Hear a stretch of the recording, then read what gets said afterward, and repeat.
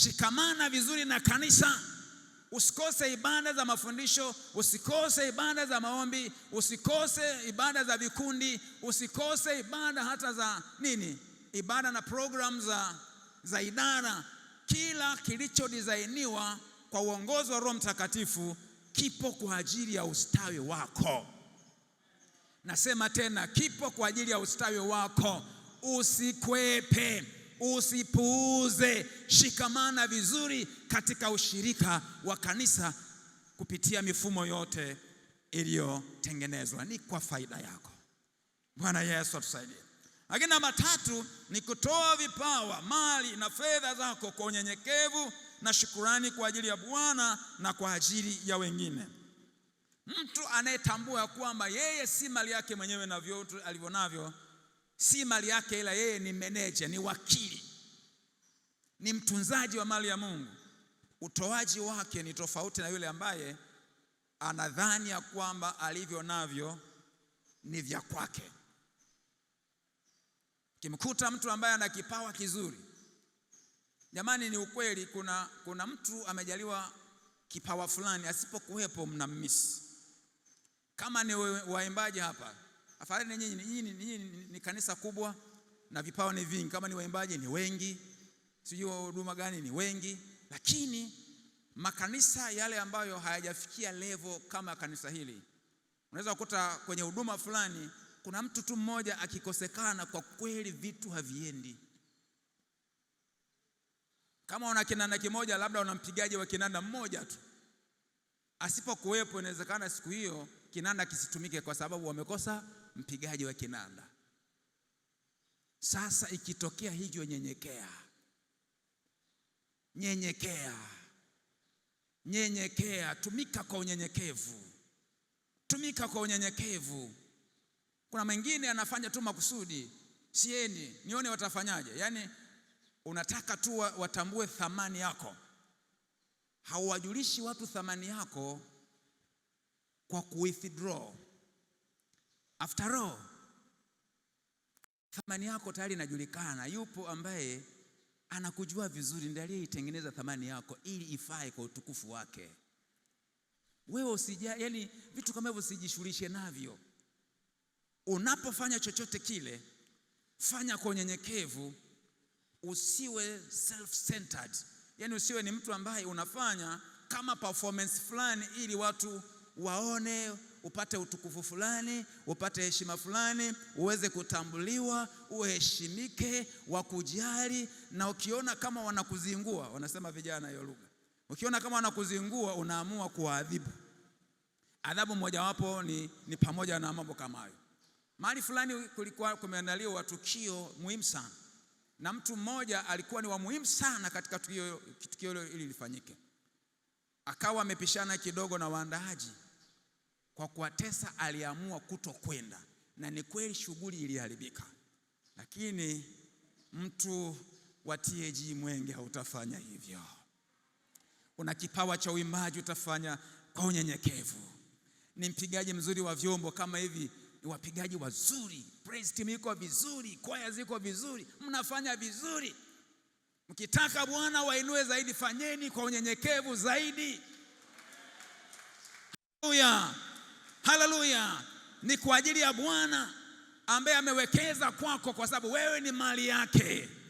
Unapofanya huduma unafanya kwa ajili yake. Kuna wakati ni kweli unatakiwa tutiane moyo. Unapompongeza mtu, lengo ni kumtia moyo ili kwamba aone anachokifanya ni kitu sawa, kitu kizuri. Tunapongezana, Mungu akubariki sana, kazi yako ni njema. Kwa kweli ukiimba ninabarikiwa sana, ukifanya hivi nabarikiwa, ukihubiri nabarikiwa sana. Huko ni kutiana moyo, ni sawa kabisa. Lakini wewe isiwe lengo ni hayo. Lengo lako wewe ni kwa ajili ya Bwana. Bwana afurahie, atukuzwe yeye, sio wewe. Bwana atakuinua zaidi ukiwa na mentality hiyo. Mungu amekujalia mali, toa kwa unyenyekevu, ukitambua kwamba mwenye mali ndiye ambaye anakutaka ufanye hivyo ili akubariki zaidi. Toa zaka kwa uaminifu, toa sadaka kwa ukarimu mkubwa, toa changizo vizuri kabisa. Mambo ya umesheni uinjilisti, toa sana, toa, fanya. Halafu usichoke. Neno la Mungu linasema kwamba tena msichoke katika kutenda mema. Mahali fulani hivi nikamkuta bibi fulani hivi ambaye alikuwa ni mmoja wa waanzilishi wa kanisa, akawa anasema, nyinyi vijana sasa ni samu yenu na ninyi kutumika. Sisi tumetumika sana. Yaani ili kanisa sisi ndio tulioanzisha. Anasimulia walivyosota, ulipofika wakati wa kujenga, walivyobeba mawe vichwani, walivyofyatua tofali, walivyofanya vile, walivyoshuhudia, walivyopata shida na mchungaji wao wakati kanisa linaanza tu. Kwa hiyo amejipa retirement. Kama sasa ni zamu yenu, sisi tumefanya sana. Wewe hautafanya hivyo. Usichoke katika kutenda mema. Umefanya zamani, fanya sana leo, fanya zaidi kesho, maadamu Bwana imempendeza, amekupa uhai. Haleluya. Ukiamua kujistaafisha, Mungu naye anaweza kukustaafisha mapema. Tusifike huko. Amen. Bwana Yesu, nadhani mmekwisha unielewa ninachomaanisha. Umeshaelewa Asante sana. Namba 4, tunazungumza habari za matokeo au manufaa ya kuishi maisha ya kujidhabihu. Namba 4 ni kupata baraka za rohoni na za mwilini, zinaachiliwa kwako kwa wingi na kutia moyo. Taabu yako sio bure katika Bwana. Unatoa sadaka zako kwa uaminifu. Taabu yako sio bure katika Bwana.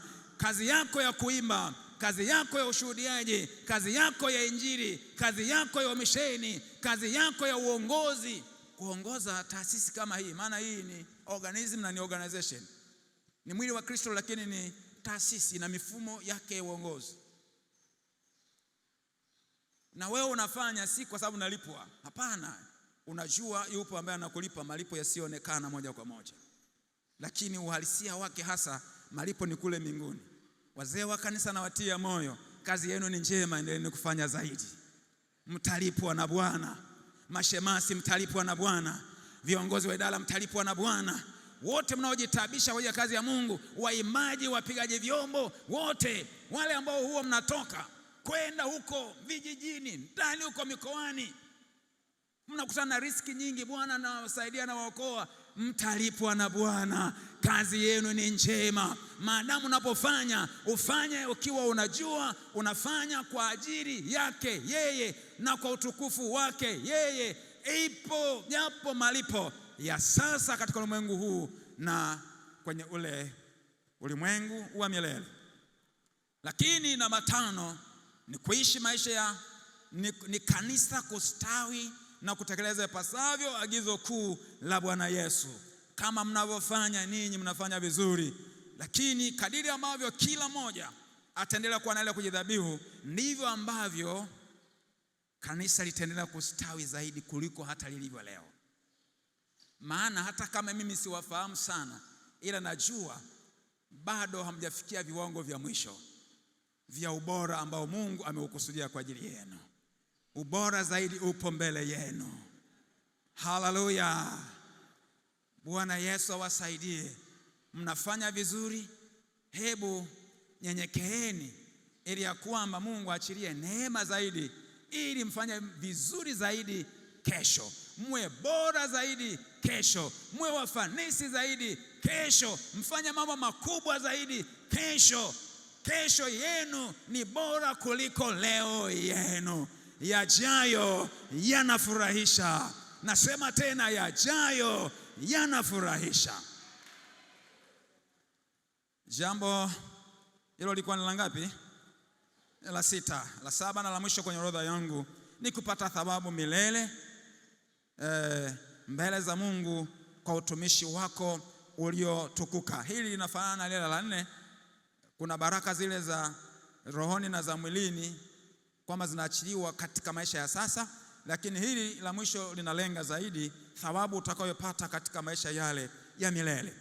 Mtume Paulo alifanya kazi kwa bidii, alipita kwenye changamoto nyingi, alipata mateso mengi, aliingia kwenye hatari nyingi, aliponea chupuchupu mara nyingi kufa kabla hajamaliza kazi, lakini mwishoni alipokuwa amekwisha kuhukumiwa kifo, anamwandikia Timotheo kwenye waraka wake ule wa 2 kwenye ile sura ya 4 mstari wa 6 na wa 7, Anasema nimevipiga vita vilivyo vizuri, mwendo nimeumaliza, imani nimeilinda. Na sasa, nadhani ndio mstari wa 7.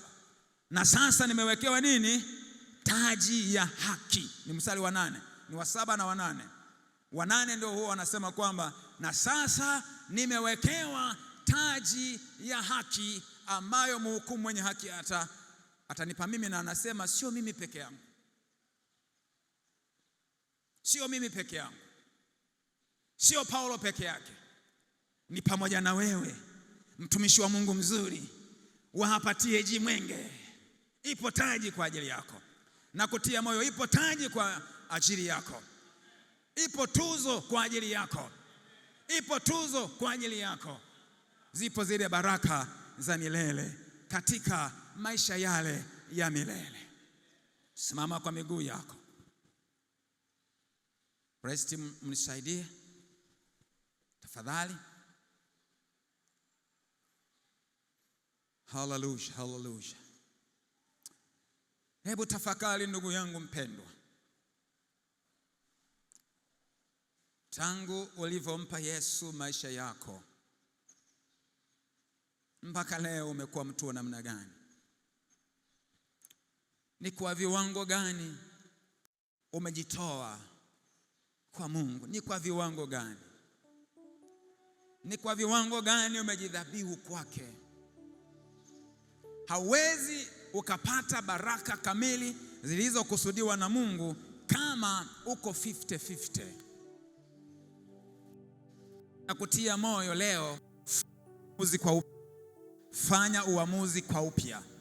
Ujitoe kamilifu kwa Bwana. Tunapoimba wimbo huu, yote namtolea Yesu, hebu tafakari, alafu umaanishe kabisa. Wimbo wa maombi ni wimbo wa kujikabidhi. Ni maombi ya kujikabidhi, maombi ya kujitoa, maombi ya kujidhabihu.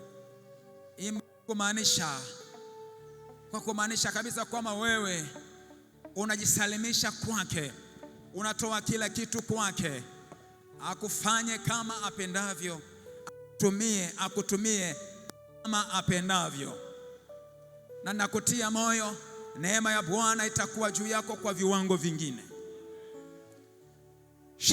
Mali ambazo wakati kilia nazo, ninakutia moyo, kilio kitaisha.